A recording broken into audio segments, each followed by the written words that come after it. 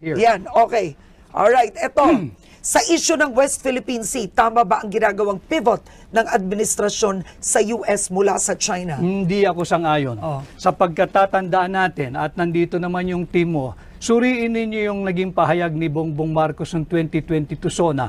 Nung sinabi niya as regards our standing in the community of nations that we shall be friend to all and an enemy to none.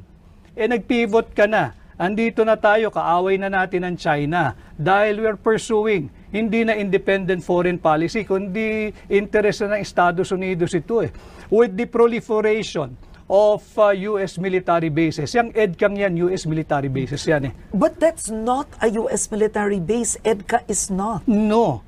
They call it EDCA, pero nandoon na yung mga Article 18, Section 25 of the Constitution. No foreign bases, troops, and installation. Anong tawag natin sa EDCA? Andun ang tropa nila, nandun ang base, nandun ang armas, nandun ang bomba, nandun ang missile. But that is essentially US military bases. But and even the Supreme Court said EDCA is constitutional. Pero nandirito na sila, Karen. Basahin natin ang Article 18, Section 25. I will not argue with the Supreme Court. I'm a member of the bar. Pero hindi naman lahat ng desisyon ng Supreme Court ay sinasang-ayunan ko. At marami din silang naging desisyon ng araw na binago rin nila paglipas ng panahon. Baka sakali, ganun din ang mangyari dito. Okay. Kasi sinabi mo, in one of your speeches, you said, dapat ihintunaan ng administrasyong ito yung belligerent rhetoric niya. Yes. When it comes to the West Philippine Sea. Yes. Because we're putting our Filipinos in harm's way na nandoon sa teritoryo ng China. Yung Pilipino sa Macau, yung Pilipino sa Hong Kong, yung Pilipino sa mainland China, paano pag nagkaroon ng retaliation? Hindi yung gobyerno ng China, they will not do that. Yung mga Chinese doon, kawawa ang Pilipino, sino mananagot? Pero attorney, masang-ayon ka sa pag-handle ni Pangulong Duterte sa West Philippine No, Sea? ang sinasabi ko, let us diffuse and de-escalate the tension. Huwag nating silaban.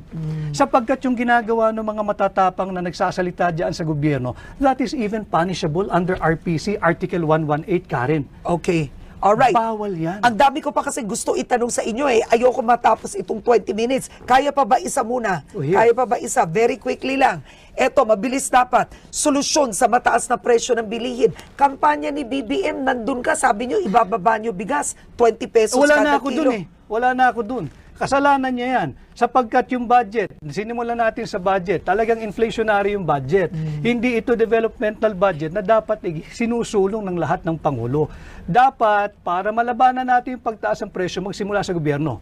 Belt tightening, austerity program, and fiscal discipline. Dapat wag tayong gumastos ng higit sa kinikita ng gobyerno. Parang budgeting mo lang yan sa bahay, Karen. You do not spend more than what you earn. Okay. Dapat ba ma-impeach si Vice President Sara Duterte? Pakita muna nila yung ebidensya. At hayaan natin yung mga senator judges mag-appreciate ng ebidensya kung sakasakaling tumuloy yan. Okay.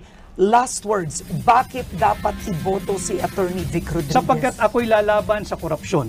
At alam ko kung paano labanan ito, aamyendahan ko yung plunder law at pag naamyendahan ko yan, ibabalik ko ang death penalty. Sapagkat pagod na ang sambayan ng Pilipino sa korupsyon at nakita natin kung saan patungo ang ating bansa. Kawawa naman tayo.